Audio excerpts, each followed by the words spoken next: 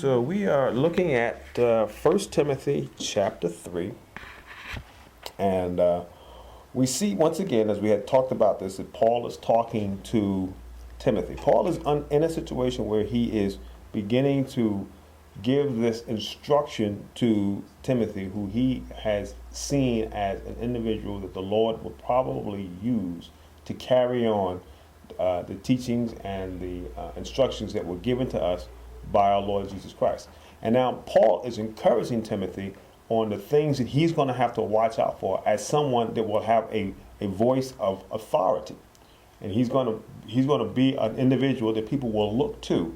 And Paul is trying to prepare him to understand how you should govern yourselves and things you should be aware of and things you should keep in mind. And so he gives him a variety of different checkpoints. And we're at a point now where he's going to talk a little bit about how to understand a person that is called to stand in front or to be in the leadership position to assist people in their walk with the Lord.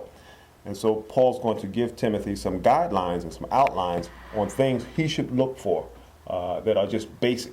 These are not by any means a criteria that this is the full boat or this is it, but this is fundamental stuff. You know, it's like when you look for people that can do a certain job, you're looking for fundamental things. All right. So you're looking for somebody that's going to teach music. Well, they should know how to. They should know how to read it. They should know how to hold a note or be able. There's certain fundamentals you want to look for when you're trying to get someone to do something. And it's the same thing when it comes with the word. You got to have somebody that's going to teach the word. Remember, what did Jesus tell Pilate his reason for coming to this world was for? To bear witness to the what? To the truth. So if you're going to have somebody that's going to be responsible for the truth, you don't want somebody that always telling the what? A lie. So it's important that we work with individuals that will say, well, I may not understand it, or I may not fully know what's going on, but this is what I know. As opposed to making it up or fabricating something, or looking for individuals. You don't want to look for individuals that will try to portray a topic or a subject in the means that makes them look like they should be the recipient of your praise or whatever. All that we talk about should speak truth, and all truth leads to what Jesus has told us, that we will lift who up? Jesus. All right, and that's important to keep in mind. But Paul, in this chapter and in the following chapters that we will see in this book, he's going to talk about the fact that there's going to be some individuals coming along that are not going to adhere to what we know as being the way that we should conduct ourselves. But he starts off by first telling them some of the things they should look for. So let's take a moment, take a listen, and see what Paul is telling Timothy. Chapter 3. This is a true saying.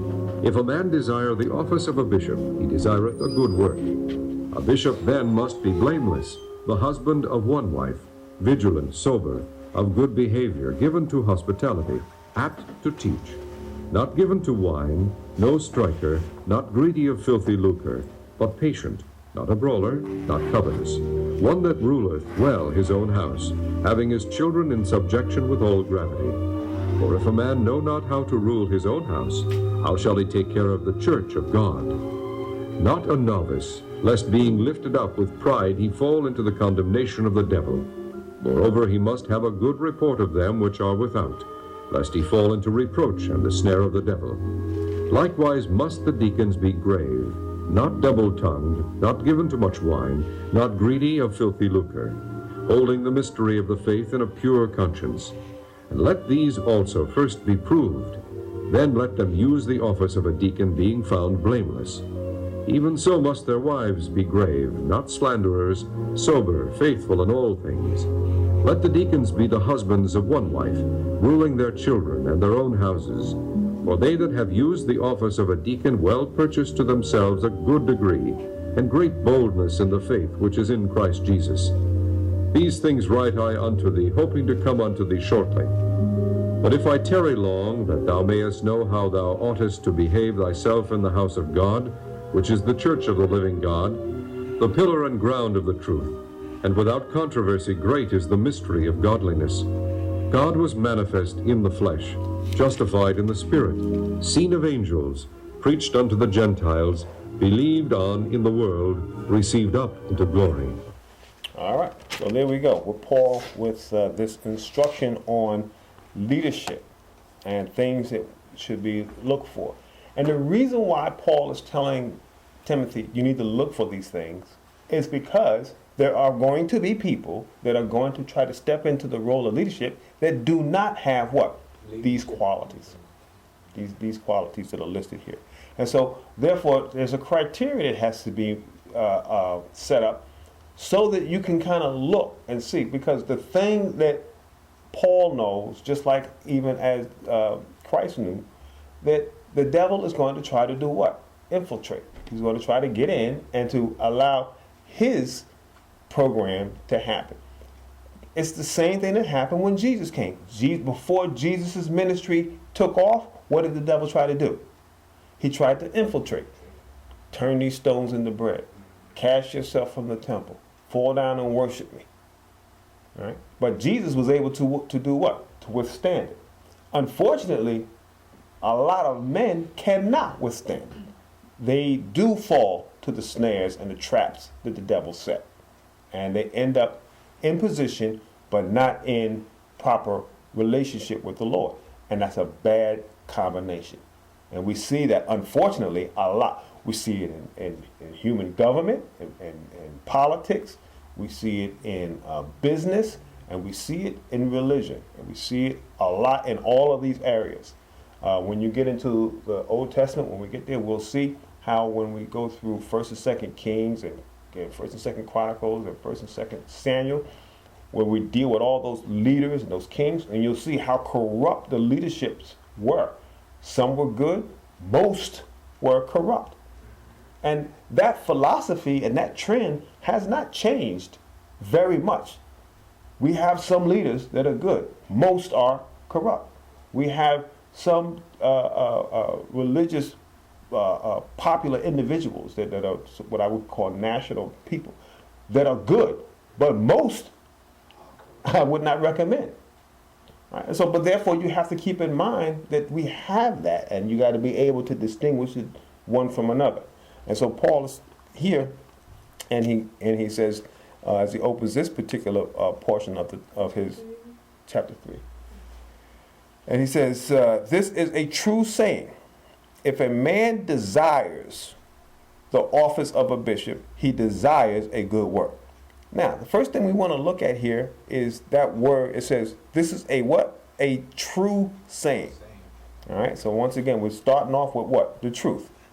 All right, you need to understand a truth, that the desire for an office of spiritual leadership or spiritual headship is a good thing. But it didn't say if a man wants or would like or could see the advantages of. It said if a man does what? Desire. Okay. Now, we got to understand then what desire means. Because sometimes people look at it and say, well, that's something I think I might want to try. That's not desire.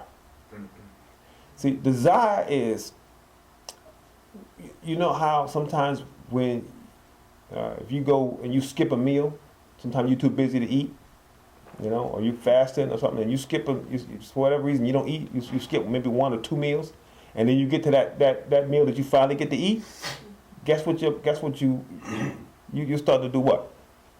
You are hungry, aren't you? You're looking at that food, and everything looks good. You look at that cracker, you look at, a biscuit, you look at anything. Everything looks what? Good. Because your body is beginning to do what? It's desiring. Your body is made up. When you don't drink water, and you don't have anything to drink, and you get thirsty, thirst is a what? Desire. I have to have something to drink. It's a desire. It's something that comes from within that is part of your makeup. And so that's what this word means. It's not if a person wants. If it's in your makeup, if you hunger and thirst, if you desire to be in this leadership position. Now, let's talk about this word bishop. Some versions may have the word elder there instead of bishop, depending on what version of the Bible you have there. But when you look at this word, bishop, or either elder or pastor or even teacher, those four words can be interchanged. They all kind of have a similar meaning. One emphasizes one part of that role over another. For instance, the bishop role emphasizes a situation where you not only are dealing with people near, but you're also dealing with people that are not near. So you're communicating with distant people that are not right there with you, but also maybe another following or another fellowship in another town or whatever, where you have influence or you have some kind of ability to direct or to give instruction. Whereas a pastor deals more with, I'm also not only looking at your the teaching, but I'm also looking at you as an individual. Because there's general teaching, but then there's teaching that needs to go to what? To you. And a teacher is an individual that says, well, I'm going to help you to understand what this means. I'm going to open up the mystery of what the scripture is saying, and so forth. And so there's a lot of different varieties to that. But one thing we're going to notice here when we talk about the bishop, and that's the last portion there, which is elder. And an elder represents a person that can speak not just from knowledge and wisdom and understanding, but he also speaks from experience. And that's an important aspect too. And you can't get experience until you do what? Live. You have to experience some things. You live. You have to live to get the experience. And we'll see this in a minute, because it's going to talk about how a person should not be a novice. And that's one of the important things about these leadership roles. And one of the problems that we have today is that, you see sometimes one of these celebrities, they'll decide that they want to get saved or whatever, and the minute they get saved, then all of a sudden they start going to different churches, and they're doing what? They're giving their testimony in front of hundreds and thousands, which is really not a good idea, because before you can become one to instruct others, you first must be able to prove yourself over a period of time. You should not just be standing and giving instruction when you are a novice, because you got to show that you can go through the temptations and the trials, which Paul's going to talk about here in a minute, that are going to be set. Because if you do desire the office of a bishop, guess what's going to be set in front of you? Snares, traps. And who sets these snares and who sets these traps? The devil. Let's take a look. All right. So it says, this is a true saying. If a man desires the office of a bishop, he desires a good work. And that's another thing we need to understand, is that it doesn't mean that you can just desire it. You're going to have to do some what? Work. It requires effort. Anything that you want to be successful at requires effort. You got to put some effort into it, to work into it. 2, a bishop must be what? Blameless. All right, well, that takes care of everybody. Show me somebody that's not blameless. All right. But what does this mean then? A person that doesn't have a reputation of just being, this person's always in a mess, always in a situation. From just a social standpoint, nobody is blameless, because the Bible even tells us our best righteousness is what? Filthy rags.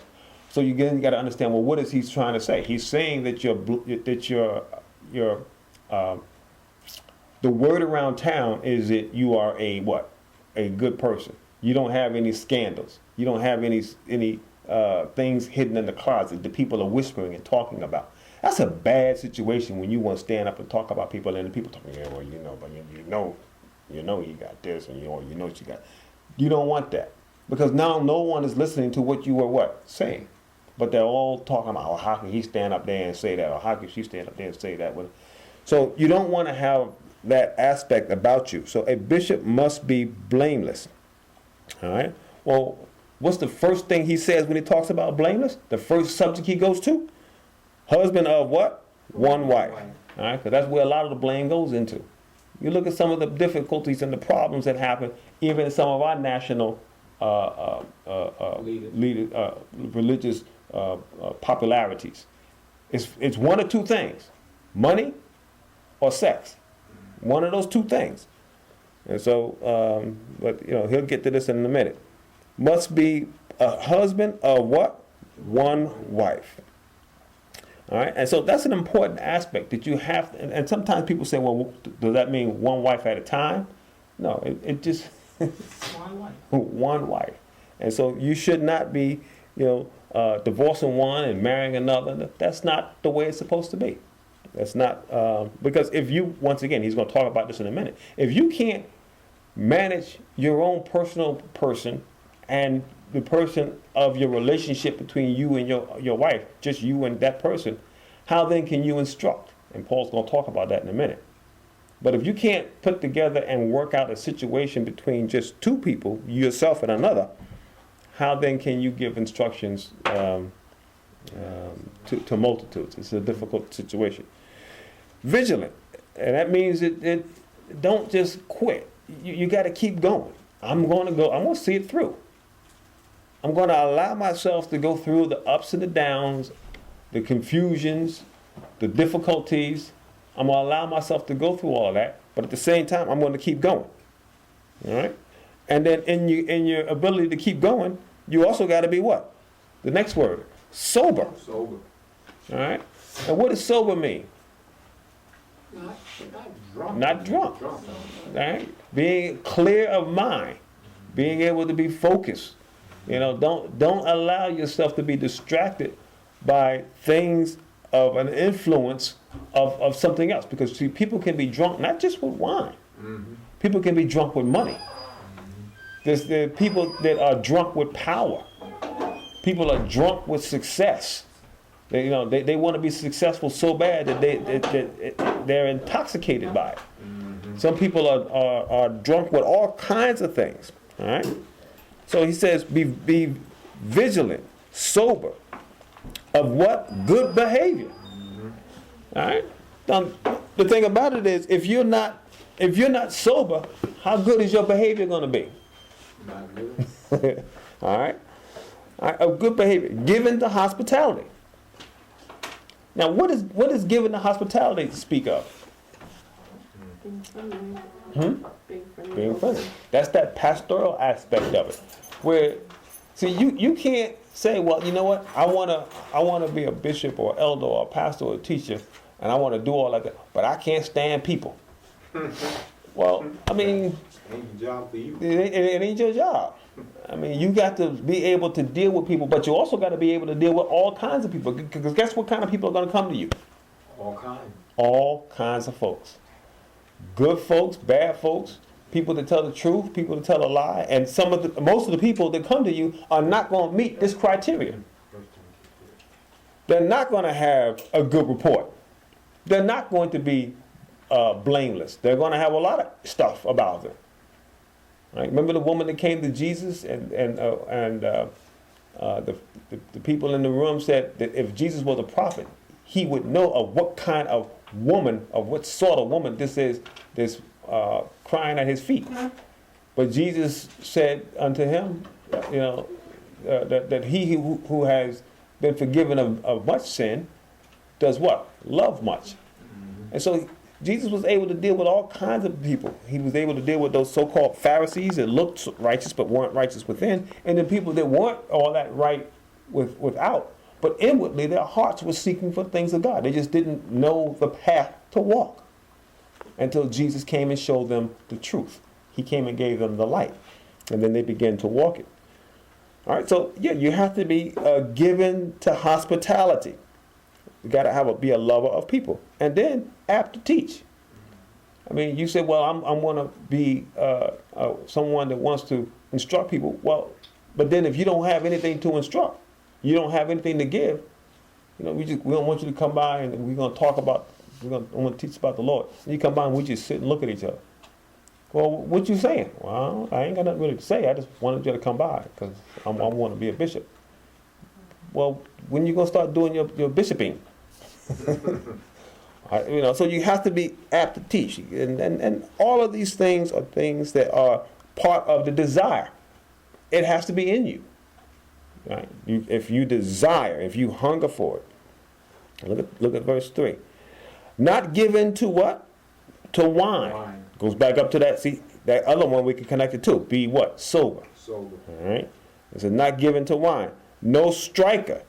All right. So once again, that goes back up again of good behavior. Remember we talked about that. So he's really just he's reiterating. He's saying, I need you to make sure you understand. Not greedy of what? Filthy lucre. All right. What's filthy lucre? Money. All right. And I'm sure we don't have any problem with that in leadership nowadays, huh? Everybody wants the dollar, right? Everybody's trying to find a way how I can get your money, how I can get your. I can spend a long time there, but I'm gonna move along. We'll jump on that bandwagon at another time. All right, but not given to filthy lucre, but what? Patient. Okay. All right. So what does patient mean? It means I'm not trying to rush anything. I want to move at this pace that what? God moves. That's patience. That means I'm not going to go too fast, nor am I going to go what? Too slow. I'm going to go at the pace that God has given. That's proper patience. All right? Not a brawler. All right? So once again, somebody walk up and they you supposed to be the one that wants to be the spiritual instructor, but the minute somebody look at you wrong, you ready to, you dropping and pulling off your coat and let's go, man. You looked at me in a funny way. You can't have that kind of attitude. You can't have an attitude of always wanting to fight, because you can't be a person that is given to hospitality and being a brawler. Inviting people over your house, and the minute they do something wrong, they put the cup down, don't put the coaster down, you ready to smack them in the teeth. I mean, you got to be given to hospitality. All right? You cannot be a fighter. You got to allow people to make mistakes and be able to do what? Overlook it. All right? So, not a brawler. And not what? Covetous. All right? And that speaks once again to the filthy lucre. All right? But then there's a lot of things that people covet, because sometimes people covet other things. We was talking about them cars, right? Some people are like, man, I tell you, I can't stand my car. I want your car.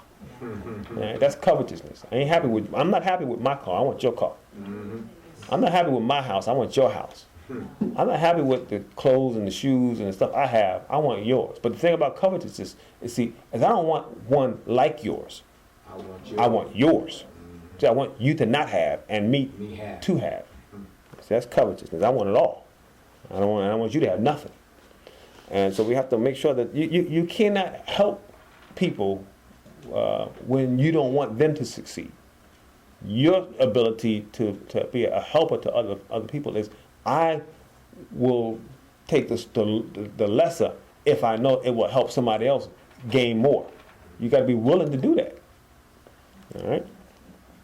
Look at verse 4. One that rules well his own house, having his children in subjection with all gravity. In other words, everybody's got their foot on the ground. Everybody has a good foundation on what they are doing within your household. Because, well, I don't have to explain it. Look at what Paul, he explains it himself. Look at verse 5. For if a man know not how to rule his own house, how shall he take care of the church of God?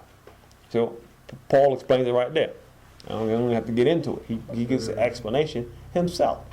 It's important to recognize that, yes, you do need to know how to deal with certain circumstances and situations and things that come up.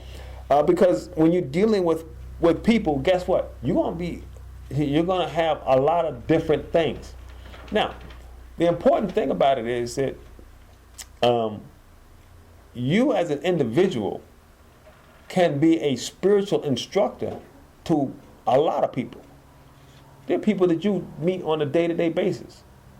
No, you don't have a so-called gathering time, but because you meet with this individual regular, and this person recognizes that when I have issues that I deal with from a spiritual standpoint, I come, can I ask you a question? Well, right then, guess what hat you just put on? You just put on that hat of a leader. You just put that hat on of an individual that will give spiritual instruction. So these qualifications really go to all that follow Jesus. Now, yes, there are certain other things that allow some separation of other people that do it on a more consistent and a more regular basis. Some people do, they do pastoring and counseling, and they do it for a living. But we all live it. And so therefore, if you're going to be an apostle or a disciple of the Lord, you should be following these same guidelines, these same patterns. We should all have it. All right? And so you should be developing. All right? Look at verse 6. Not a what? A novice. That means not from the beginning. All right?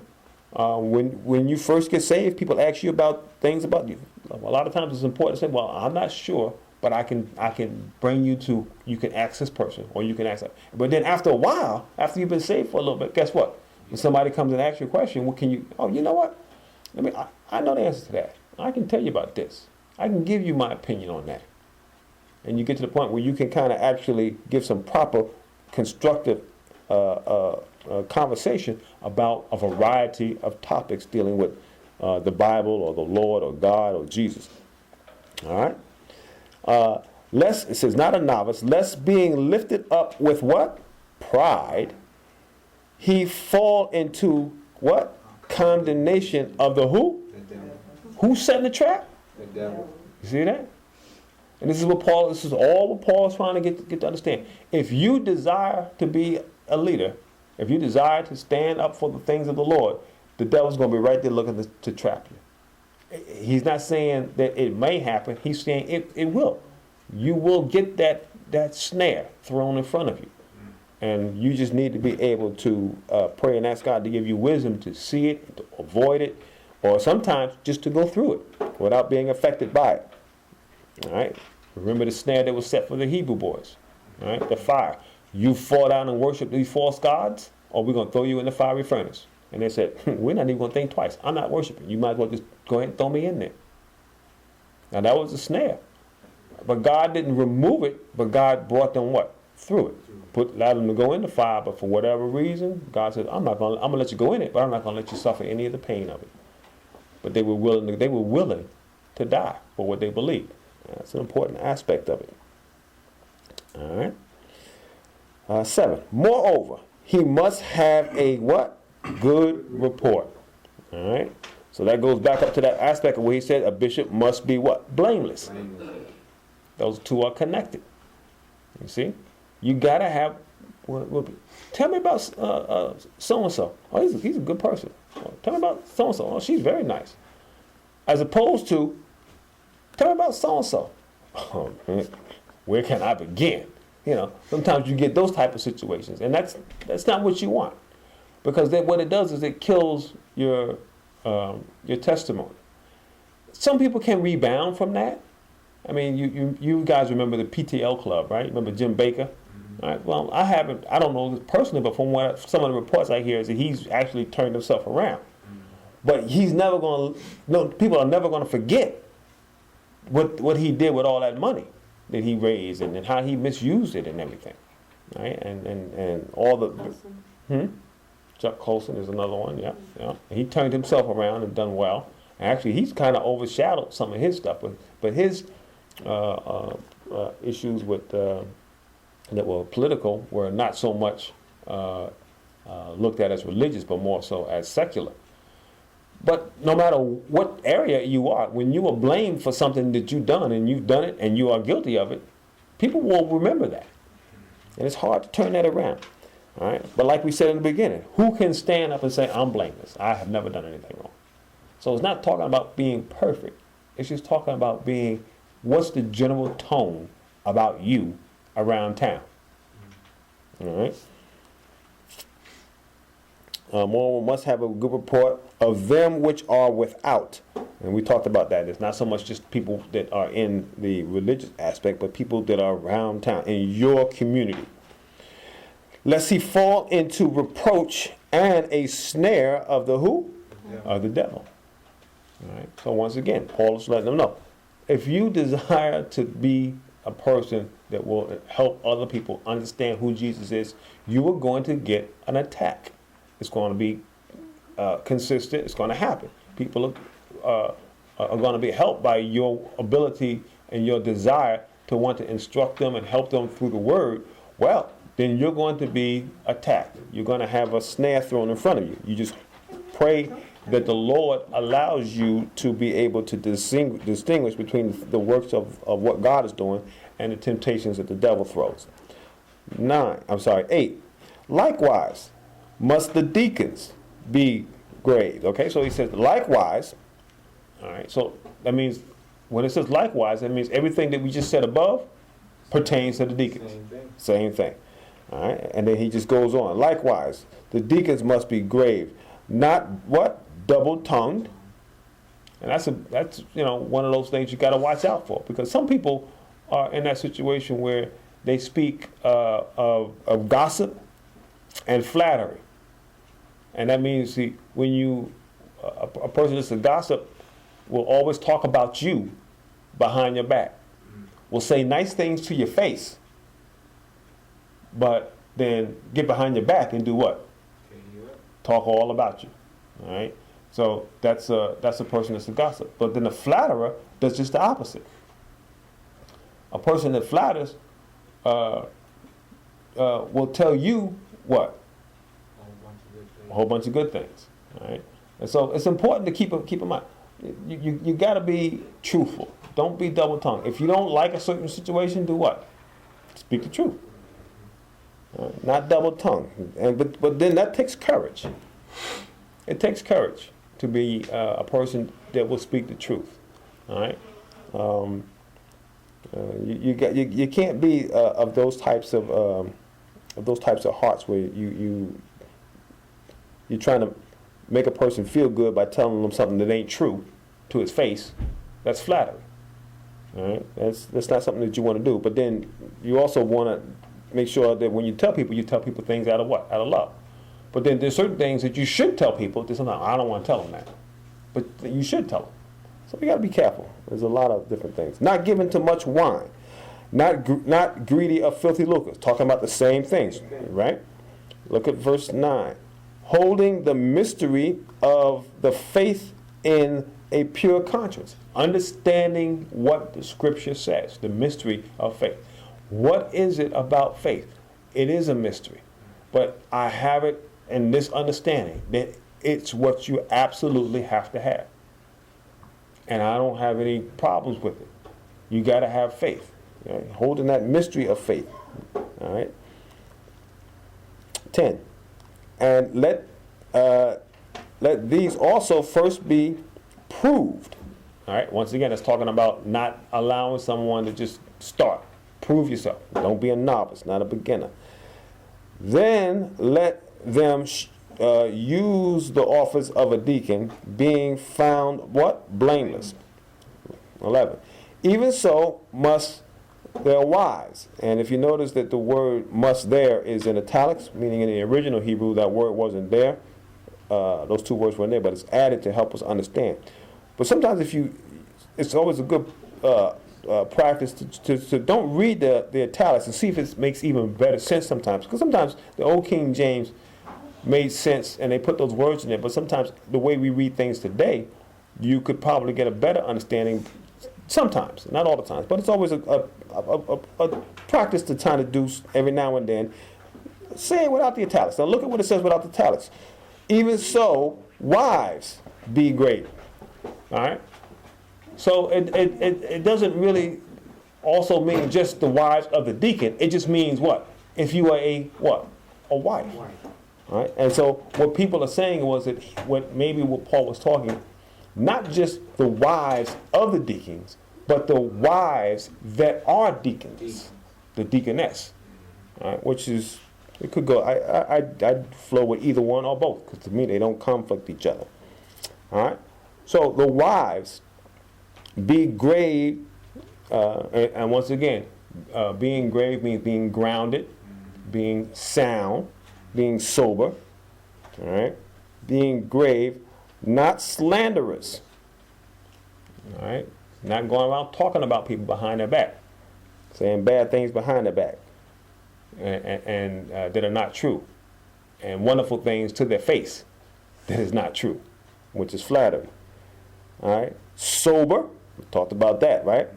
Faithful in what? In all things. So look at all those things we just talked about. They should be faithful in all these things. 12. Let the deacons be the husband of what? One wife. Okay. So you should be, once again, just like how the bishop was. It just shouldn't be the way it is today. We look at the institute of marriage as something that is just so trivial. I mean, people today change partners like they change cars. You know, just get in one, get out the other. And it's not the way it's supposed to be. And our society has embraced this, but it is wrong. And there's a lot of issues with it, and a lot of traps are set by the devil, which our society does not see, does not recognize, but a lot of just emotional and spiritual and mental problems come from this. And you say, well, what's your scientific evidence that proves that? My evidence is what the Word says. The Word says that these things will affect you in a negative way. And then that's where I have to leave it, because I put my confidence in the Word. All right?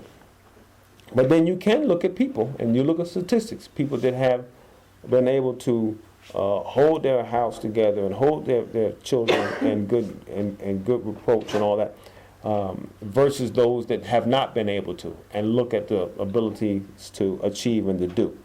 All right, we could spend a lot of time on finding statistics on that, but I'm just going to believe the Word. I'm going to have faith in that. All right, 13.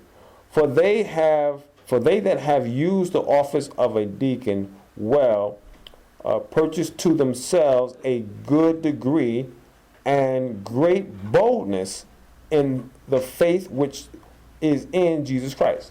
All right. Now, if you're going to be part of a deacon, and the thing aspect of a deacon is more focused on the natural need versus the spiritual need. The bishop was more concerned with the spiritual need and not so much on the natural need. So, but a deacon's got to deal with day-to-day stuff. Well, who's going to get the cornflakes? All right. Well. You know, the elderly lady don't have it. She didn't get any cornflakes today. She didn't have no breakfast. Well, the deacons one. Well, I need to find out why she didn't get no cornflakes. Why didn't this one get her eggs and bacon? Why didn't this one get a ride up to to her physician? How come this one wasn't able to get those shoes? You know, but guess what? You gotta take care of business. You can't be wimpy. So Paul says that if you're going to be a deacon dealing with day-to-day personal needs that people have, and these are not people that are perfect. Remember, the people that you're dealing with will probably not meet the criteria that you have to meet. So therefore, they're going to get what? Upset. If you've ever had a public servant job where you deal with the public, they come in at will. I did that when I worked at Jack in the Box. And you know, when I was young. And people come in with all kinds of stuff. I remember, one guy, he wanted to jump over the counter because somebody said. I'm like, man, boy, we got all this hot grease back here. You better stay. You better stay over on the other side of that counter, or you're gonna be crispy. But you got to deal with all kinds of people. Well, I mean, that's just the realities of it. Not everybody is coming wonderful at you. They're coming, and so a deacon's got to be bold. You got to be able to tell folks the truth. And then tell, look, now, you sit down till I get you your shoes. Or sit down till we get you your ride. Or whatever the case may be. But at the same time, you still love them. Now, I care for you. That's why I'm with it. All right, we missed your cornflakes yesterday. It was them. All right? It was a problem. So we're going to make sure you're going to have a spare next time. So whatever the case may be, how you deal with people's difficulties and people's wants, it's not easy. And it is a taxing situation. Amen. And you need the Spirit of God to deal with folks. Amen. Successfully. And godly. All right? So it's important. So you got to be having themselves in degree and great boldness in the faith. All right? 14. These things write I unto thee, hoping to come unto thee shortly. So Paul's saying, I'm writing these things, but I still would like to come to you shortly. I would like to be able to see you. But if I tarry long, verse 15, that thou mayest know how thou ought to behave thyself. I'm writing these things so you will know how you should conduct business. when you're dealing with folks. All right? How you should behave thyself in the house of God, which is the church of the living God, the pillar and the ground of truth. What are we dealing with? What is up? We're dealing with truth. All right? We're dealing with truth. 16. And without controversy, great is the mystery of the what? The godliness. All right? There is a lot of things that you're going to have to be dealing with that you are not going to be able to totally understand or to comprehend, but you're just going to have to trust God. All right? And it's important that you just allow the Lord to give you what you need as you move each and every day. All right? And a lot of things, the thing about a mystery is it's solved over what? Time. It takes some time for some things to kind of be able to be unfolded and to understand. All right? God was manifest, and here's the mystery that Paul is saying that is great, that has unveiled itself over time. And he goes here. He goes, for God has manifested himself in the what? Flesh. In the flesh. Justified in the what? Spirit. All right. Being seen of angels, preached unto to the Gentiles, believed on in the what? In the world, received up into glory. That's great. That's the unfolding. But yet there's still more what? Unfolding that is to be done. Because the Lord is to be, this is what was done up until what? That point. But there's still more that is to happen. And what we'll see here, and when we get into our next chapter, we kind of went through this kind of quick. I was surprised when I looked and saw we were on the last verse. But what's important for us to keep in mind is that Paul is trying to get you to understand that if you're going to be a leader, if you're going to be an individual to help, that has a desire to help other people, you're going to have to step up to the plate on certain things when it comes down to your personal behavior, your personal relationship with the Lord, your relationship with your husband, with your wife, relationship with your children. It all has to be in a sense where you are doing things that you know God would want you to do, not only for yourself and for your own blessings, but as a template or as a benchmark or as an example to other people. So you always are looking at your life as one that can be part of a teaching example. Now, once again, does that mean you're going to be perfect and that you never make a mistake? No. Because one of the things that people are going to learn from what you do is how do you deal with mistakes? How do you handle when certain things are not handled properly? What do you do? All right? And so it's important that we take a look at this. All right? Now, we're not going to get into chapter 4 because we wouldn't have time to finish it. We only got about 10 minutes left. But one of the things that I do want to say that as we get into chapter 4 and chapter 5 and chapter 6, we're going to see Paul. I'm just going to give you some highlights here before we close out. And then when we get into 2 Timothy as well, Paul is going to continue to talk about these situations about leadership. But he's also going to talk about the leaders that he knows will come. He's going to talk about how I know after I leave, after my departure, there's going to be grievous wolves coming in. Now, what does grievous wolves mean? False prophets. Fake. Yeah, that's right. Not true. And so we're going to kind of talk a little bit about that as we get into it. And we'll probably get a little bit into history. Well, right after the first and the second century, when Constantine came in, and how he changed some things, and why some of these things were changed. And even like how we show the situation on the roots behind Halloween. All right, so we're going to also talk about some of the things that were changed, not only just for Halloween, but why we do certain things like Christmas and Easter, which we now have renamed Resurrection Sunday. But we'll look at all of that. But Paul says, I know that after I leave, people are going to come in and they're going to do these things. They're going to add these little things in there, and they're doing it to do what? To get you off focus on what's actually your responsibility and your duty as followers of the Lord. And we'll talk a little bit about that as well. All right, so with that being all, we're going to stop. Any other comments or questions on what we talked about today?